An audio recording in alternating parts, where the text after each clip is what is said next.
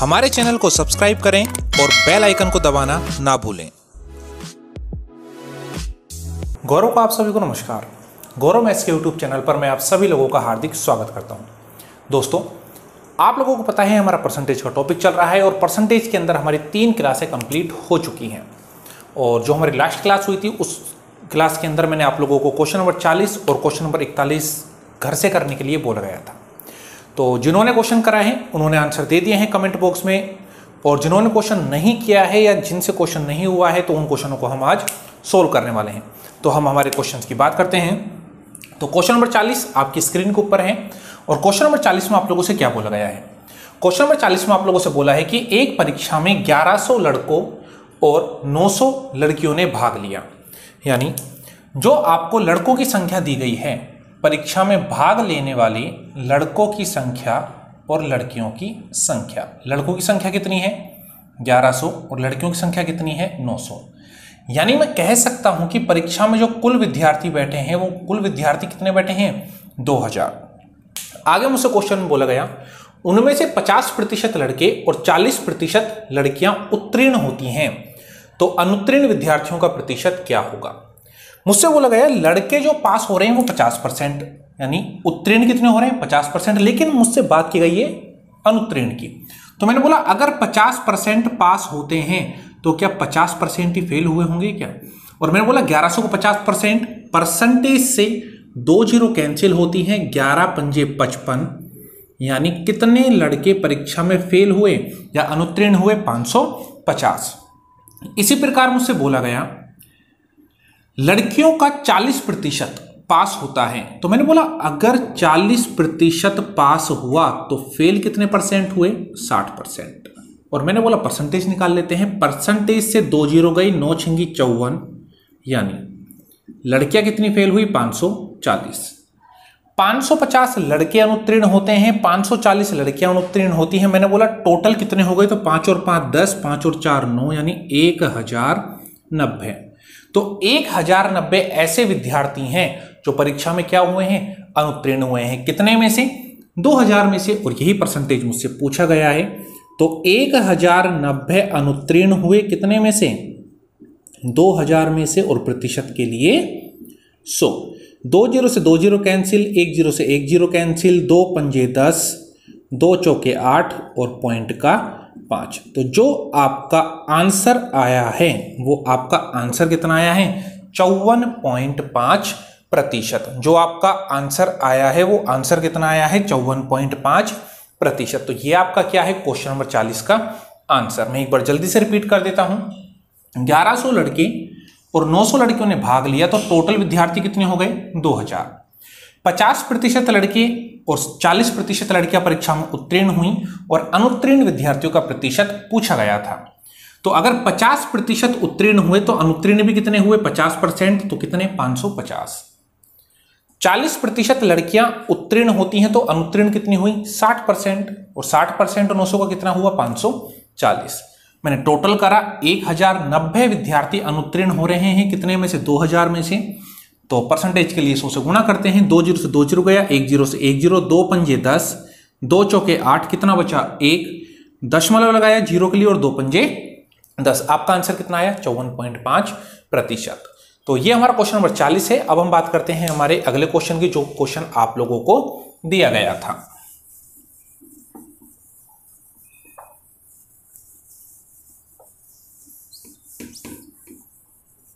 चलिए, तो question number 41 आपकी स्क्रीन के ऊपर है और क्वेश्चन नंबर 41 में आप लोगों से क्या बोला है।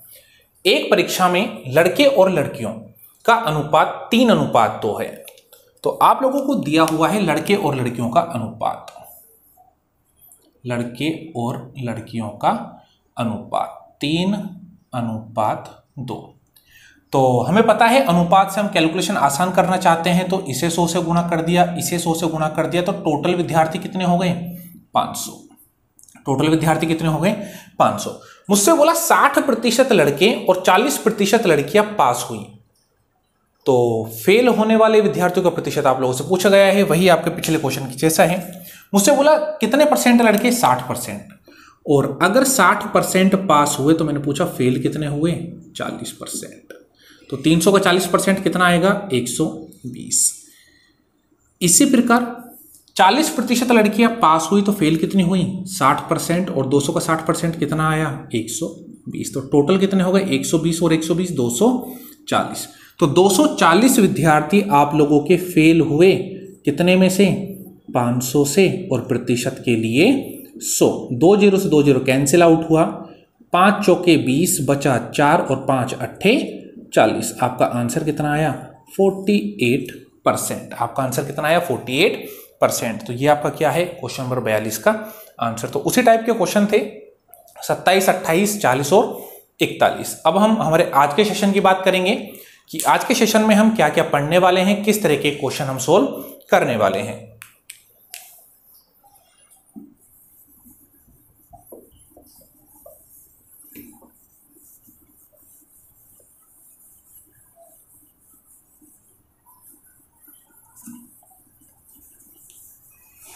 चलिए दोस्तों, तो आज का सेशन हम चालू कर रहे हैं हमारे नए क्वेश्चंस के साथ। तो क्वेश्चन नंबर आपका हम 42 तक कर चुके थे, आज से हमें 43 नंबर क्वेश्चन सोल्व करने हैं। तो क्वेश्चन नंबर 43 आपकी स्क्रीन के ऊपर है और क्वेश्चन नंबर 43 आप लोगों से क्या कहता है? एक व्यक्ति की मासिक आय 13,500 रुपए थी। तो आपको मासिक आय दी गई है 13,500 तथा उसका मासिक व्यय 9,000 रुपए था। आपको आय दे दी, उसका व्यय दे दिया, 9,000 रुपए था। अगले वर्ष उसकी मासिक आय में 14% तथा व्यय में 7% की वृद्धि होती है, तो उसकी बचत में कितने प्रतिशत की वृद्धि होगी? चलिए क्वेश्चन को एक बार हम समझते हैं।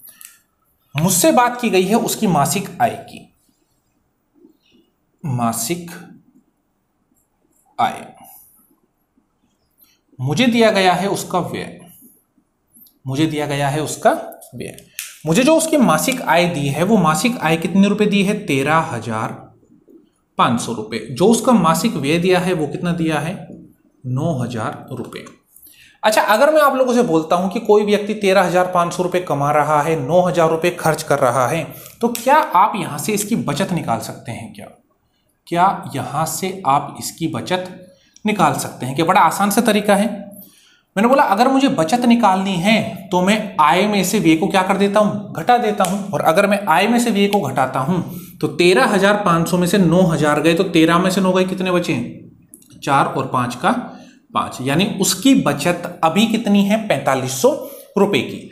13,500 कमाता है, 9,000 खर्च कर देता है, बचाए कितने? 4500।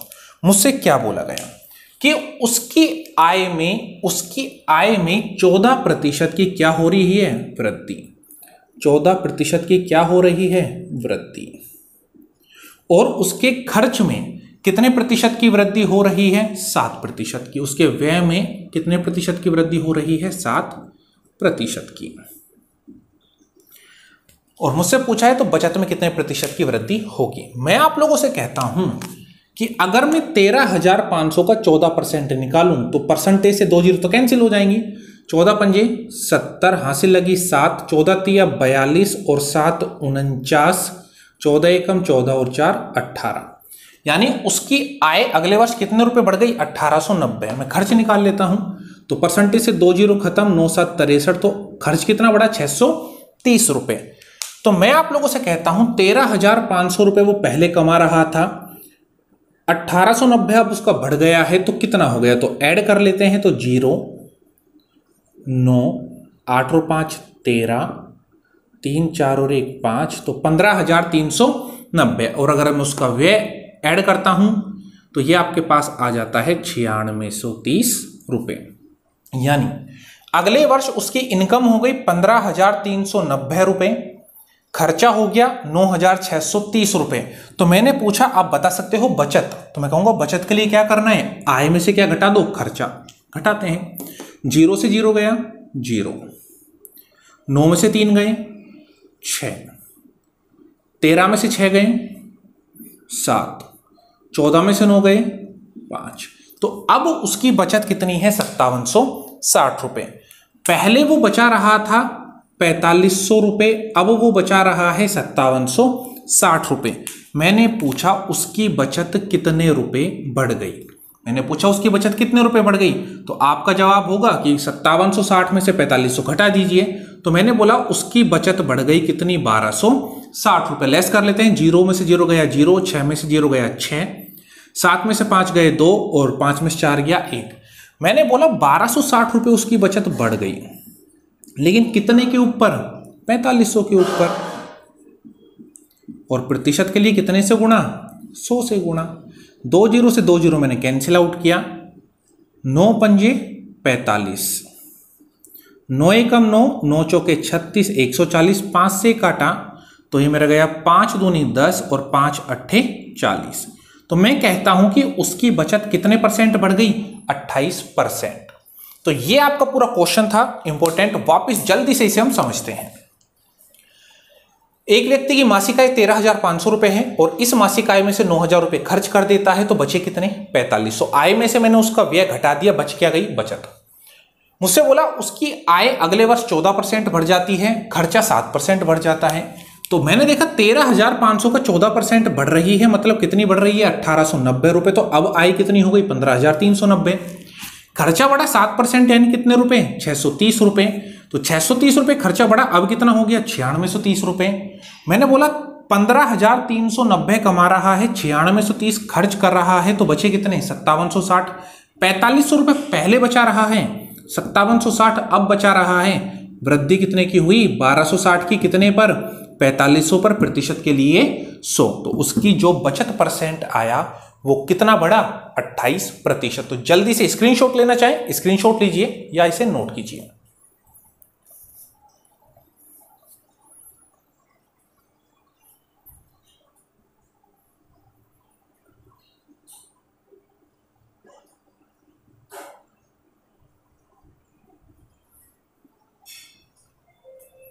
चलिए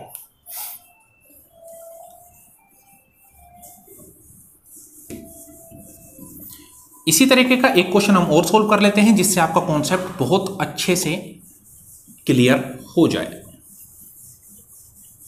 मैं आप लोगों से कहता हूं, अगर आप लोगों को कोई चीज समझ में नहीं आती है या फिर किसी भी चीज में आप लोगों को प्रॉब्लम आती है, तो आप मुझे कमेंट बॉक्स में उसे लिखकर बता सकते हैं कि हाँ सर हमें इस चीज में प्रॉब्लम आई है या चीज हमें ये डाउट कर रही है, तो उसे अगली क्लास में आप लोगों का सोल्व करा दिया जाएगा। तो हम आगे चलते हैं।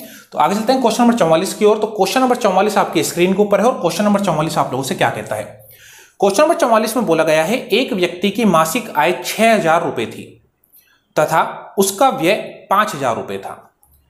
अगले वर्ष उसकी मासिक आय में 20% की वृद्धि तथा बचत में 40% की वृद्धि। इस बार वृद्धि दी गई है किसमें? बचत में। तो खर्चे में वृद्धि उस आप लोगों से पूछी गई है। चलिए हम इसे सोल्व करते हैं। तो सबसे पहले आप लोगों को दी गई है उसकी मासिक आय, फिर आपसे बोला गया है उसका व्यय। तो मैंने बोला उसकी आय कितनी है? आपने बोला आय दे रखी है उसकी कितने रुपए? 6,000 रुपए। खर्चा कितना दे रखा है? 5,000 रुपए। तो मैंने पूछा आप बता दीजिए उसकी बचत कितने रुपए है। तो आप सीधे सीधे बता दोगे बचत उसकी कितनी है? 1,000 रुपए। मुझसे बोला गया कि उसकी आय में वृद्धि हो रही है कितनी? 40%। आय में वृद्धि कितनी हो रही है? सॉरी 20%।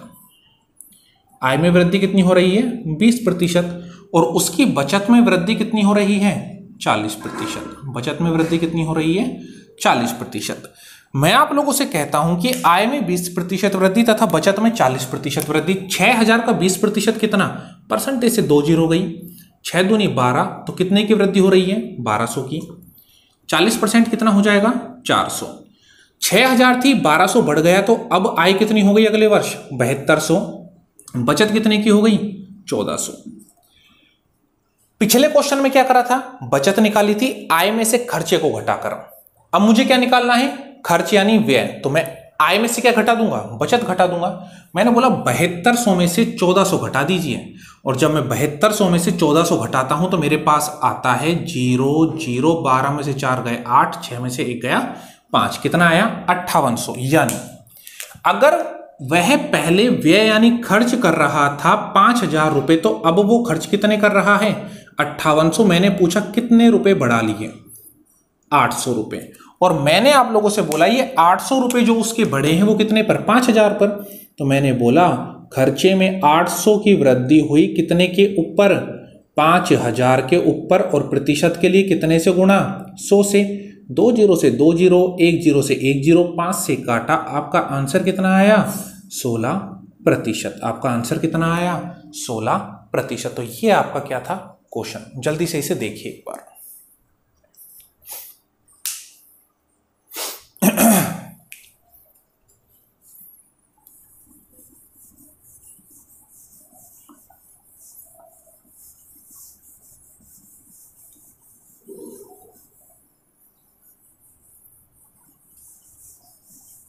चलिए दोस्तों, तो ये हमारा एक टाइप था जिसे हमने बड़ी आसानी से क्या कर लिया है? समझ लिया है। आगे बात करते हैं। तो आगे क्वेश्चन नंबर 45 आप लोगों की स्क्रीन के ऊपर है और क्वेश्चन नंबर 45 आप लोगों से क्या कहता है? राधा अपने वेतन का 40% भोजन पर, 20% मकान किराए पर, 10% मनोरंजन पर और 10% परिवहन पर व्यय करती है। यदि माह के अंत में उसकी बचत 1500 रुपए है तो उसका मासिक वेतन क्या होगा? आपको उसका खर्चा दे रखा है कि वो भोजन पर, परिवहन पर, मनोरंजन पर, मकान किराए पर कितना कितना खर्च कर रही है और उसकी बचत दे रखी है कि वो इतने रुपए बचा रही है और उसकी आय आप लोगों से पूछ गई है। तो हम इसे कैसे सोल्व करेंगे? मैं आप लोगों से बोलता हूं, आप लोगों से बोला गया कि उसने भोजन पर जो व्यय किया है वो कितने परसेंट किया? 40%। मैंने पूछा उसने मकान किराए पर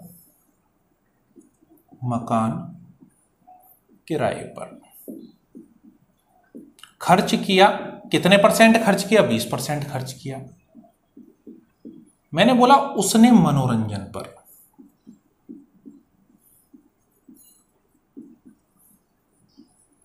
खर्च किया कितने प्रतिशत? 10%। और मैंने बोला उसने परिवहन पर खर्च किया कितने प्रतिशत? 10%।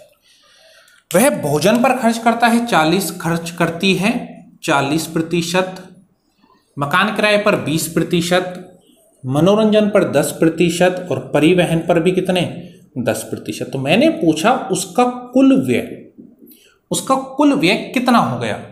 तो 20 और 40 60 और 10 70 और 10 80, यानी उसने टोटल कितना व्यय कर दिया? 80%। और मुझे पता है परसेंटेज, आय अपने आप में कितना होता है? 100 होती है। हर चीज अपने आप में कितनी होती है? 100। अगर वो 100 में से 80% खर्च कर देती है तो मैंने पूछा उसने बचत कितने परसेंट की करी? तो आपका आंसर होगा उसने बचत करी 100 पूरा है, 80% खर्च कर दिए तो बचत कितने परसेंट की? 20% की। और क्वेश्चन में कितने की बचत है? 1500 रुपए की। क्वेश्चन में कितने की बचत है? 1500 रुपए की। तो मैंने पूछा 1% कितने के बराबर? जीरो से क्या गया? जीरो मैंने 2 से काटा, 2 सत्ते 14 और 2 पंजे 10। 1% 75 के बराबर पूरा कितना होता है? 100%। तो आपका आंसर कितना आ गया? 7500 रुपए। तो उसकी जो मासिक आय है वो कितने रुपए है? 7500 रुपए। लेकिन दोस्तों मैं आप लोगों से कहता हूं ये तो उसकी बात हुई मासिक आय की। कभी कभी क्वेश्चन में मासिक बचत दे देता है और वार्षिक आय पूछ लेता है। बचत कौन सी दे देगा? मासिक। और आय कौन सी पूछ लेगा? वार्षिक।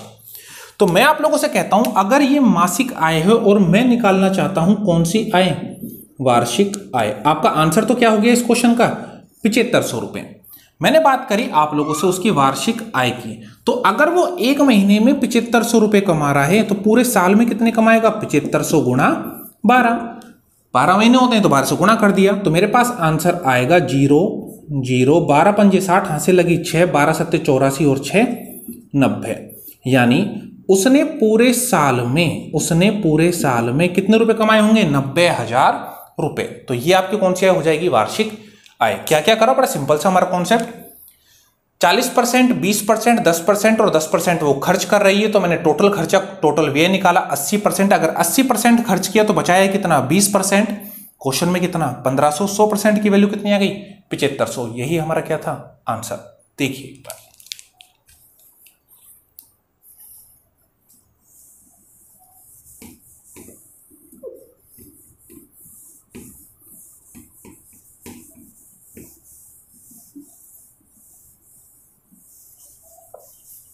चलिए दोस्तों, तो अगले क्वेश्चन की बात करते हैं। क्वेश्चन नंबर 46 आपकी स्क्रीन के ऊपर। क्वेश्चन नंबर 46 आप लोगों से क्या कहता है? किशन अपने वेतन का 30% भोजन पर व्यय करता है और 3% धर्मार्थ ट्रस्ट में दान देता है, वह अपने दोनों मदों पर 2310 रुपए व्यय करता है, तो उसका कुल वेतन क्या होगा? मुझसे बोला गया भोजन पर, मुझसे क्या बोला गया? भोजन पर। उसने कितने परसेंट खर्च कर दिए? 40%। मैंने बोला ट्रस्ट में कितने दान दे दिए? 3%। मैंने बोला उसका कुल व्यय, उसका कुल व्यय कितना हो गया? 43%। अब मैं आप लोगों से बोलता हूं कि क्वेश्चन में आप लोगों को बचत दी गई है या व्यय दिया गया है? आपको क्वेश्चन में व्यय दिया गया है 2310 रुपए। मैंने बोला यहां पर व्यय कितना है? 43%। क्वेश्चन में व्यय कितना है? 2310। तो 43% कितने के बराबर हो जाता है? 2310 के बराबर। अब हम इसे सोल्व कर लेते हैं। तो अगर मैं इसे सोल्व करता हूं तो एक बार हम सोल्व कर लेते हैं। तो 1% की वैल्यू आपकी कितनी आती है? 2310 बटे में 43। तो एक बार हम इसे देख लेते हैं कि सोल्व करने पर क्या प्राप्त होता है। ये कितनी बार कैंसिल आउट होगा? तो अगर मैं इसे कैंसिल आउट करता हूं तो ये आपका आया 7 बार, आपका पूरा भाग नहीं जा रहा है। तो 2310 बटे 43। और अगर मुझे 100% की वैल्यू निकालनी है, अगर मुझे 100% की वैल्यू निकालनी है तो आपका आएगा 2310 बटे में 43 और गुणा में कितना? 100। गुणा में कितना आ जाएगा? 100। तो ये हमारा इसका आंसर आ जाएगा। आप लोग इस कैलकुलेशन को सोल्व कर लेना, ऑप्शन आप लोगों के पास है, और आप लोग बताना कि इसका आंसर क्या आएगा। तो एक बार आप इस क्वेश्चन को जल्दी से देखिए। मैं इतने इसकी कैलकुलेशन सोल्व करने की कोशिश करता हूं।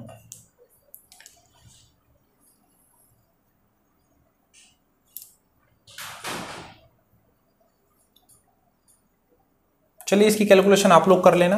आंसर आपके पास ऑप्शन दिए हुए हैं, आप देख लेना कौन सा ऑप्शन आप लोगों का सही है। चलिए हम चलते हैं आगे अगले क्वेश्चन की ओर।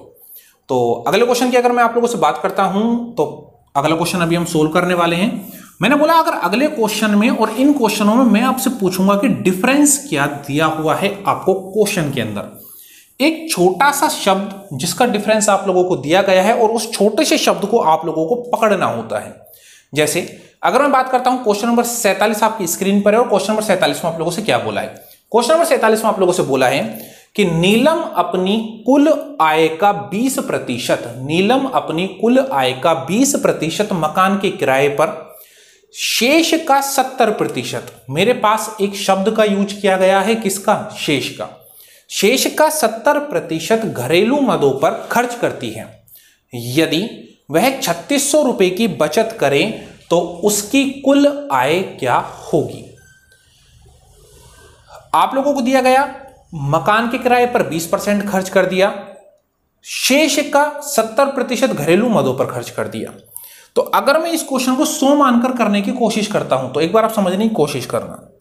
मैंने बोला कि जो नीलम की कुल आय,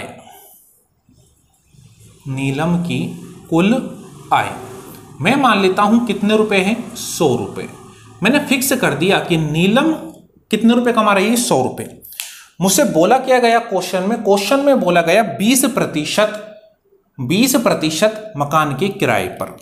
तो मैं आप लोगों से कहता हूं 100 का अगर उसने 20% खर्च कर दिया, 100 का 20% खर्च कर दिया, यानी कितना खर्च कर दिया? 20 खर्च कर दिया। और अगर उसने 20 खर्च कर दिया कितने में से? 100 में से। तो अब उसके पास कितना बचा? 80। क्या उसका शेष यही है क्या? क्या उसका शेष यही है क्या? शेष कितना है? 80। फिर मुझसे बोला गया शेष का 70%, शेष का कितना प्रतिशत? 70% उसने खर्च किया। तो 70% यानी कितना खर्च कर दिया? 8 7 56 रुपए, उसने 56 रुपए और खर्च कर दिए। और अगर उसने 56 रुपए और खर्च कर दिए तो अब उसके पास कितने रुपए बचे? मैंने बोला 56 रुपए अगर उसने खर्च कर दिए तो उसके पास बचे ही क्या? उसके पास रुपए बचे कितने? 24। तो ये उसकी क्या आ गई? बचत। ये उसकी क्या आ गई? बचत। तो मैंने बोला उसके पास बचत कितने रुपए की आई? 24 रुपए की, जो क्वेश्चन में कितने की है? 3600 रुपए की। तो 24 रुपए की बचत है यहां पर, 3600 रुपए की बचत है किसमें, क्वेश्चन में। तो 24 कितने के बराबर, 3600 के बराबर। अगर मैं इसे कैंसिल आउट करता हूं तो 24 एकम 24 और 24 पंजे 120, तो एक की वैल्यू कितनी आ गई, 1500। मैंने कुल आय कितनी मानी थी, 100, तो 100 की वैल्यू कितनी आ जाती है, 15,000 रुपए, 15,000 रुपए। यानी उसकी जो कुल बचत आई वो कितने की आई, 15,000 रुपए की। लेकिन बच्चों मैं आप लोगों से बोलूंगा कि आप इस तरीके को फॉलो ना करें। फॉलो क्यों नहीं करना है ये मैं आप लोगों को अगले क्वेश्चन में बता दूंगा। क्यों, क्योंकि हमें कैलकुलेशन से बचना है और कैलकुलेशन से बचने के लिए हम फ्रैक्शन रेशो के तरीके को अप्लाई करेंगे। अब आपका जो रेशो का तरीका होता है वो क्या होता है, मैंने आप लोगों से बोला कि उसने भोजन पर कितना परसेंट खर्च किया, 20%। उसने भोजन पर कितना परसेंट खर्च किया, 20%। और 20% को मैं आप लोगों को बता चुका हूं, क्या लिखता हूं, 1/5। मैंने उसकी कुल आय मानी कितनी, x। मैंने बोला अगर उसकी कुल आय x है और x का कितना भाग खर्च कर दिया, 1/5। यानी हर 5वें भाग में से वो खर्च कर रहा है कितना भाग, 1 भाग। अगर 5 भाग में से 1 भाग खर्च किया, याद करो परसेंटेज की पहली क्लास जो मैंने आपको एक बर्तन बनाया था उसके अंदर आपको सारी चीजें समझाई थी कि अगर 3 भाग भरा है तो 2 भाग खाली है। तो 5 में से उसने खर्च कितना कर दिया, 1। बचत की बात हो रही तो बचा कितना, 4। यानी x का मेरे पास कितना भाग बच गया, 4/5। 5 में से 1 गया, कितना बचा, 4। और नीचे कुल आय कितनी है, 5। फिर मुझसे बोला उसने खर्च करा 70%, और 70% को मैं क्या लिखूंगा, 7/10। मैंने बोला 10 में से कितना भाग खर्च किया, 7, तो बचा कितना, 3। यानी इस शेष भाग में से भी उसने कितने परसेंट खर्च किया, 70। तो 70% का मतलब 7/10 उसने खर्च किया, तो बचा कितना, 3/10। और क्वेश्चन में बचत कितने की है, 3600 रुपए की। 4 एकम 4, 4 तिया 12 और 12 तिया 36। और अगर मैं मल्टीप्लाई करता हूं, 10 को 5 से गुणा किया 50 और 5 तिया 15, तो x की वैल्यू आपके पास कितनी आ जाती है, 15,000 रुपए। यानी उसकी कुल आय कितनी निकल कर आई, 15,000। क्वेश्चन आपका बड़ा आसान सा हो जाता है, कब, जब आपको क्या आता है, फ्रैक्शन। जब आपको क्या आता है, फ्रैक्शन। और मैं उन बच्चों से जरूर कहना चाहूंगा जिनको ये चीजें बदलना नहीं आती हैं, या मैंने इसको कैसे सोल्व किया, उन बच्चों के लिए मैं ये कहूंगा, मैंने एक क्लास कराई थी बेसिक ऑफ परसेंटेज, उस क्लास को आप लोग जरूर देख लीजिए। चलिए, तो ये हमारा क्वेश्चन था, इसी के ऊपर हम एक क्वेश्चन और आगे करने वाले हैं। जल्दी से स्क्रीनशॉट लीजिए या इसे उतारिए।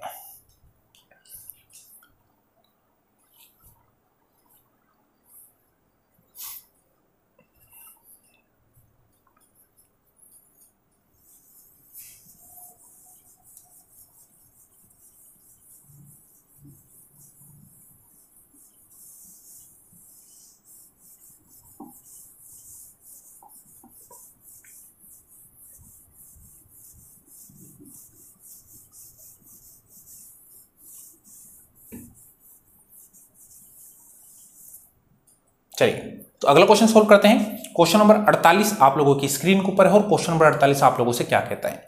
क्वेश्चन नंबर 48 में आप लोगों से बोला है, एक व्यक्ति ने अपनी आय का 20% अपने बड़े पुत्र को दिया। कितने प्रतिशत दिया, 20%। चलिए, 20% तो दे दिया बड़े पुत्र को। आगे क्या बोला गया है, शेष का 30% उसने छोटे पुत्र को दे दिया। ये तो भाई किसको दे दिया, बड़े को। अब बात आती है किसकी, छोटे की। छोटे को कितने प्रतिशत दे दिया, 30%। आगे क्या बोला गया, शेष बची हुई राशि का 10% उसने ट्रस्ट में क्या कर दिया, दान। कितने प्रतिशत, 10%। मुझे बोला एक व्यक्ति ने अपनी धनराशि का 20% बड़े पुत्र को दिया, शेष का 30% छोटे पुत्र को दिया, और उसमें से भी बची हुई राशि का 10% क्या कर दिया, दान कर दिया। इस प्रकार उसके पास 10,080 रुपए बचते हैं, तो उसकी आय क्या होगी। सीधा फ्रैक्शन अप्लाई कर रहा हूं। 20% को अपन लोग क्या लिखते हैं, 1/5। मैंने टोटल इनकम कितनी मानी, x। मैंने बोला अगर उसकी कुल इनकम x है और इस x में से उसने 1/5 भाग दे दिया तो बचा कितना, 5 में से 1 भाग दे दिया, बचा कितना, 4/5 भाग। ये इस बची हुई राशि में से 30% दे दिया छोटे पुत्र को, यानी कितना भाग दे दिया, 3/10। यानी 10 में से अगर 3 भाग वो छोटे पुत्र को दे रहा है तो बचा भाग कितना है, 7/10। आगे बात करते हैं, इस बची हुई राशि का भी 10% कर दिया दान, यानी कितना भाग दान कर दिया, 1/10। यानी हर 10 में से कितना भाग दान कर रहा है, 1 भाग, तो बचा कितना भाग, 9/10। और उसके पास बची हुई राशि कितनी है, 10,080। अब जल्दी से इसे हम लोगों को केवल सोल्व करना है, तो हम इसको कैंसिल आउट कर लेते हैं, 9 से कैंसिल आउट करते हैं। 9 एकम 9, 1 बचा, 9 एकम 9, 9 दूनी 18, 1120। 7 से करते हैं, 7 एकम 7, 7 छिंगी 42, 160। और 4 से किया, 4 चौके 16, कितना आया, 40। ये हुआ 100 और 5 500, तो x बराबर 40 गुणा 500 और 5 चौके कितना होता है, 20। तो आपका आंसर कितने रुपए आ जाता है, 20,000 रुपए। यानी उस व्यक्ति की जो कुल आय थी वो कितनी थी, 20,000 रुपए। तो ये आपका क्वेश्चन था फ्रैक्शन से। आप अगर इसे ट्राई करना चाहें तो सो मान कर भी ट्राई कर सकते हैं खुद से, आपको पता चल जाएगा कि कौन सी चीजें आपको आसान पड़ती हैं।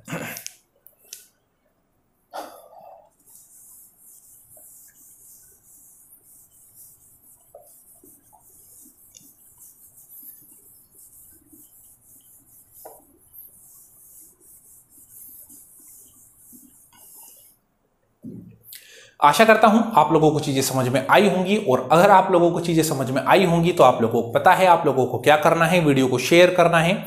मुझे ऐसा लगता है आप वीडियो को शेयर नहीं कर रहे हैं, तो मैं आप लोगों से बोलूंगा आप वीडियो को शेयर कीजिए, जिससे इस महामारी के दौरान आपके मित्रगण और आपके जो परिजन हैं, जो भी आपके साथी परिजन पढ़ रहे हैं या किसी भी एग्जाम की तैयारी कर रहे हैं, अगर आप उनको ये वीडियो शेयर करते हैं तो उनको भी इसका लाभ जरूर मिलेगा। तो आज का सेशन हमारा इतना ही था, धन्यवाद।